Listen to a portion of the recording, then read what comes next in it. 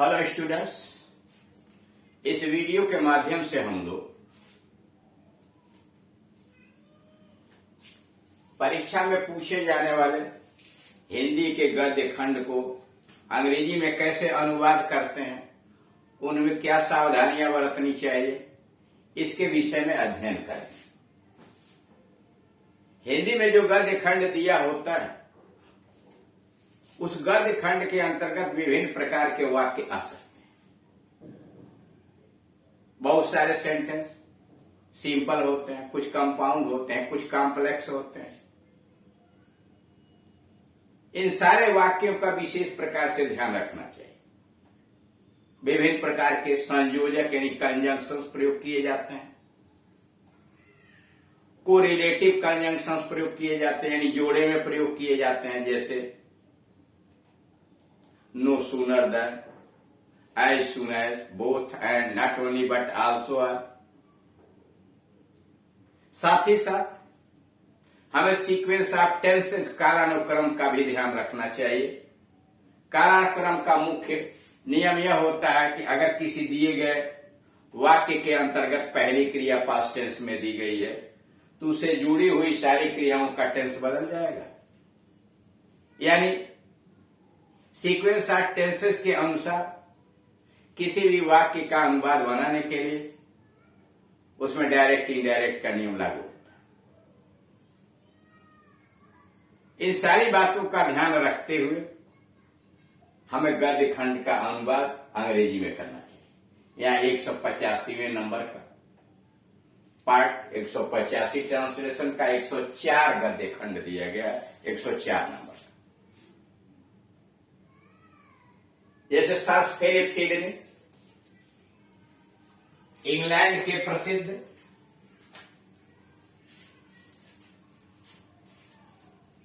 योद्धा तथा लेखक थे। Sir Philip Sidney was a famous warrior and author, लेखक, author या writer of England. Sir Philip Sidney was a famous warrior, योद्धा, warrior and a writer of England। एक बार वे स्पून के युद्ध में घायल हो गए। एक बार, once, एक बार। he became wounded या he was wounded। he became wounded भी ठीक है, he was wounded भी ठीक है। once he became wounded in the war of Spain या in the battle of Spain। युद्ध, वार या बैटल दोनों में कोई एक प्रयोग कर सकते हैं। once he was wounded in the battle of Spain और पृथ्वी पर गिर पड़े।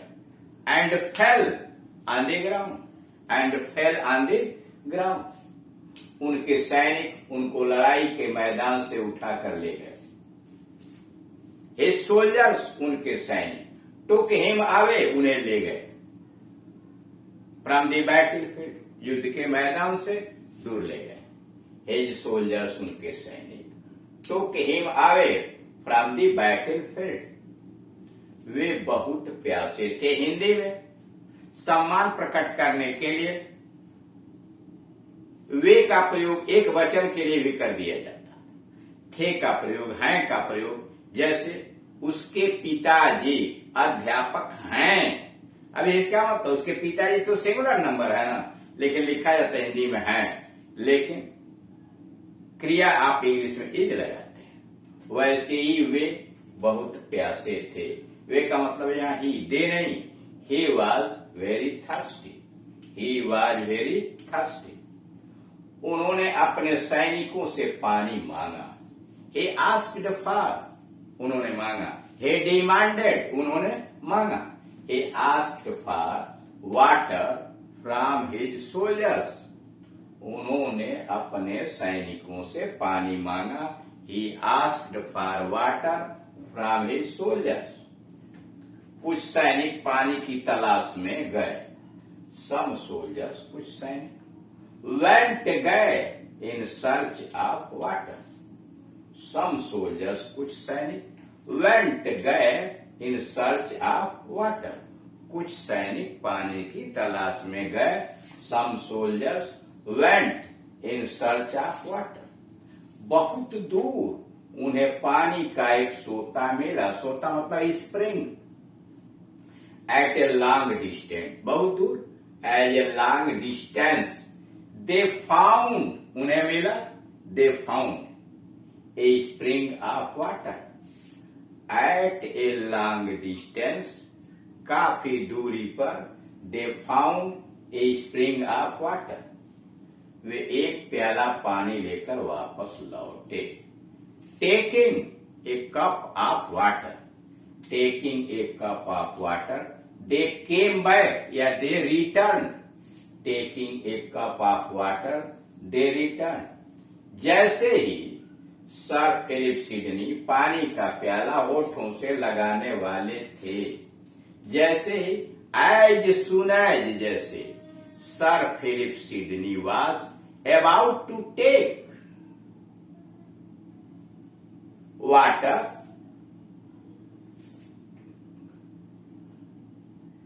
about to take the cup of water to his lips. As soon as, ज्यों ही, Sir Philip Sidney was about to take water या cup of water to his lips, अपने होठों से लगाने वाले थे, वैसे ही के लिए कामा कर देंगे। उन्होंने देखा, he saw that a soldier was dying, एक सैनिक मर रहा है और पानी मांग रहा था। And was demanding water, and demanding water. अब यहां ध्यान से देखिए, कह रहा है जैसे ही सर फिलिप सिडनी पानी का प्याला होठों से लगाने वाले थे।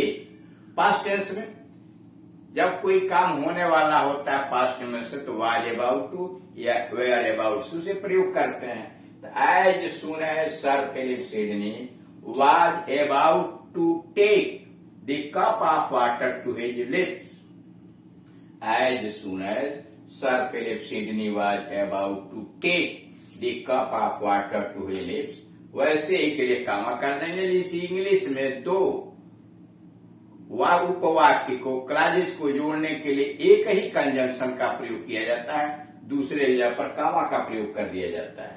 तो वैसे ही के लिए कामा कर दिया। उन्होंने देखा, हिस्सा दैट, एक सैनिक मर रहा। सीक्वेंस ऑफ टेंसेस में देखिए, यह क्रिया पास्ट टेंस में है, देखा तो यह रहा है का रहा था हो जाएगा। तो he saw that a soldier was dying and demanding water, और पानी मांग रहा था या पानी मांग रहा है, पानी मांग रहा था, was demanding water। वह बड़े प्यासे नेत्रों से उनके प्याले की ओर देख रहा था। He was watching towards his cup with very thirsty eyes, प्यासे नेत्रों से, thirsty eyes। वह बड़े प्यासे नेत्रों से उनके प्याले की ओर देख रहा था। He was watching towards his cup, he was watching towards his cup with very thirsty eyes। Sir Philip Sidney एक बूंद भी पानी न पिया। Sir Philip Sidney did not drink even a drop of water। Sir Philip Sidney did not drink even a drop of water, और प्याला उस सैनिक को देते हुए कहा, and giving the cup to that soldier, and giving the cup to that soldier he said, brother, भाई, inverted comma में, ब्रदर, इस पानी की तुम्हें मुझसे अधिक आवश्यकता है। You need this water more than I, you need this water more than I. यह कहकर उन्होंने पानी का प्याला उस मरते हुए मनुष्य को दे दिया। सेइंग दिस, यह कहकर, ही gave the cup of water, पानी का प्याला दे दिया। He gave the cup of water to that dying man, saying this, यह कहकर, he gave the cup of water to that dying man। तो इस तरह से आपने देखा कि दिए गए पैसेज को किस प्रकार से हिंदी से अंग्रेजी में अनुवाद करते हैं, टुकड़े टुकड़े में।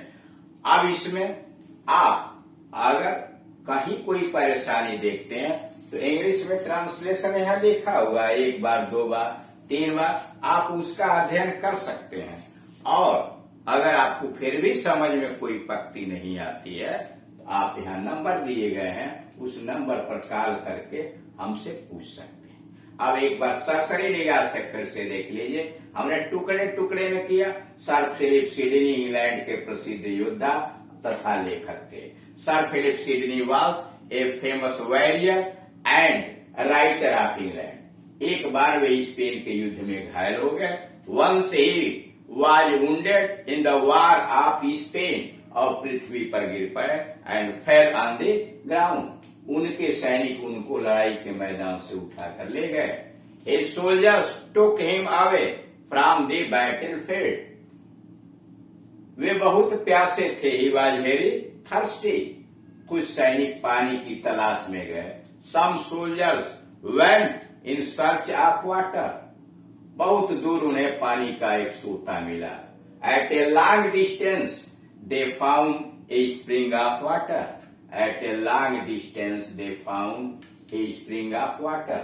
वे एक प्याला पानी लेकर वापस लौटे। Taking a cup of water they return. Taking a cup of water they return. जैसे ही सर फिलिप सिडनी पानी का प्याला होठों से लगाने वाले थे, as soon as Sir Philip Sidney was about to take the cup of water to his lips, वैसे ही उन्होंने देखा, he saw that a soldier was dying, एक सैनिक मर रहा है and demanding water। वह बड़े प्यासे नेत्रों से उनके प्याले की ओर देख रहा था।